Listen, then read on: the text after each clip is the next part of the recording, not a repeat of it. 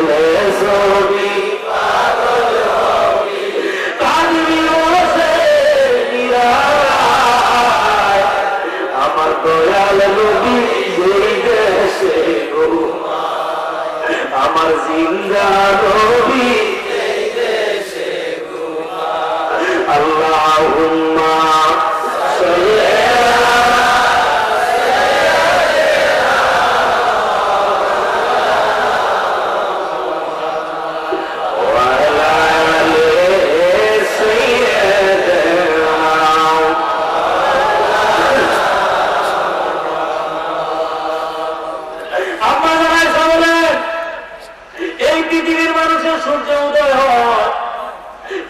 নামাজের পরে আর আশা সূর্য উদয় হয় শাহ নামাজের পরে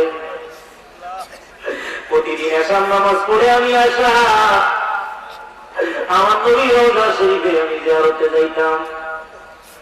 এই পৃথিবীর কোন মেয়ে মানুষ নাই স্বামীর ঘরে মাটি দিয়া কবর মুখে নিয়ে ঘুমাইবার মতো কোন মহিলা পৃথিবীতে নাই। মা আয়েশার ঘরের ভিতরে আমার নবী ঘুমিয়ে আছে। এখনকার মতো প্রযুক্তির সময় তখন ছিল না, মাঝখানে একটা পার্টিশন একটা পর্দা মাত্র ছিল। মা আয়েশা বলেন এশার নামাজের পরে যখন পর্দা উঠাইতাম আমার নবীর সাথে আমার দেখা হইত।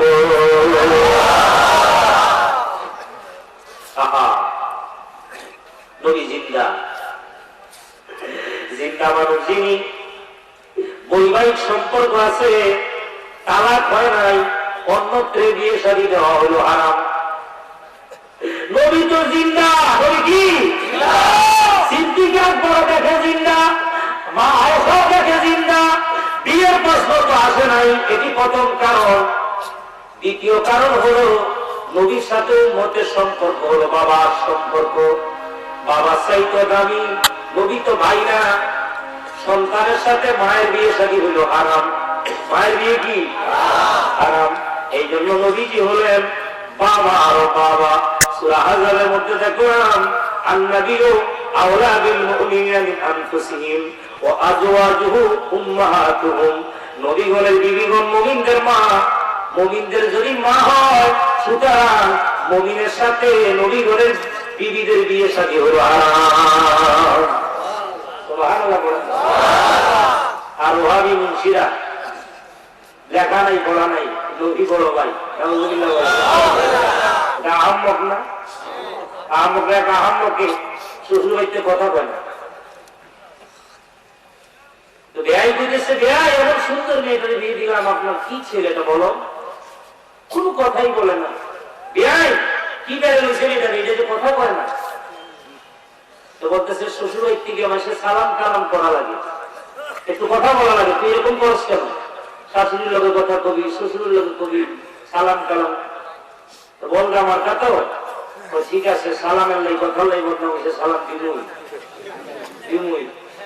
শ্বশুরে আলো হইতে দেখতে আসে গ্রাম দেশে আপনার মুলি বাজারের মতো এরকম পাকা পায়খানা নাই, ওই নাড়া দিয়ে কোন রকম পায়খানা শ্বশুর ঢুকছে, নাড়া সরে আবার সালাম আলাইকুম। শ্বশুরের স্বর মেকাল মাথা নিচে নিতেছে, কখনো তো স্মরণ কা সালামের লাই এত বদনাম আমার ওর মাথা নিচে নেন কি হয়ে যায়। চিন্তা করছেন কেমন বড় বলে সালাম দেওয়ার জায়গা আর পাইছি না। শ্বশুর তো পুরা মারছি না, সালাম না দেওয়ালে তো ভালো আছে।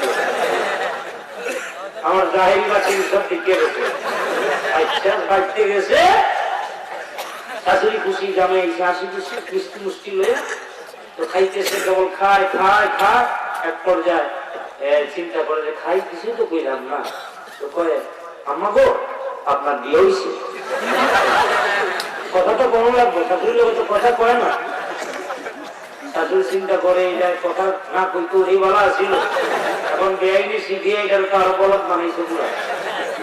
শেষে ওই রাগ কইরা কেবল ওই আম দিতেছে দুধ দিতেছে, বলতেছে গোলামের দুধ আমার বিয়া নইলে তুই আমার মাইয়া বাইনি করি।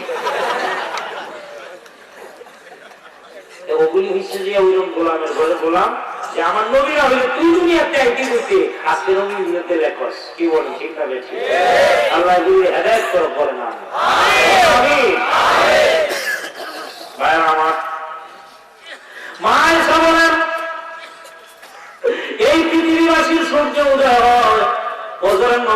করে, আর আমি আয়সা সূর্য উদয় হয় আসার নামাজের পরে। এইভাবে চলে গেল 2.5 বছর। কয় বছর? 2.5 বছর। এই সময় হলো আমার আব্বা আবু বকরের শাসনামল, সিদ্দিক আকবরের শাসনামল, রিপাবলিক মদিনা রাষ্ট্রপ্রধান, ওনার শাসনকাল হলো 2.5 বছর। 2.5 বছর পরে আমার আব্বা সিদ্দিক আকবর দুনিয়াতে বিদায় হয়ে গেলেন। ইন্না লিল্লাহি ওয়া ইন্না ইলাইহি রাজিউন। আমার নবীর কদমের পাশে দিয়া আবু বকর নবীজির কদমের পাশে এসে ঘুমিয়ে গেলেন। আম্মা জান বলেন, এই সময় আমার জিয়ারত চলতেছে। এইভাবে আরো কেটে গেল 10টি বছর। এই 2.5 বছর, 8-10 বছর, 12.5 বছর, 10 বছর হলো ওমর ফারুকের শাসনামল। সুবহানাল্লাহ বলেন। উনি শাসন করলেন কয় বছর? 10 বছর। আমার বাবা আবু বকর করলেন 2.5 বছর, আর হযরত ওমর করলেন 10 বছর। এই 12.5 বছর কোনো ডিস্টার্ব ছিল না। আমি আয়েশা এশার নামাজের পরে জিয়ারত করতাম, নবীজির সালাম দিতাম, কথা হইতো আমার সাথে। সুবহানাল্লাহ, আওয়াজ হইতো।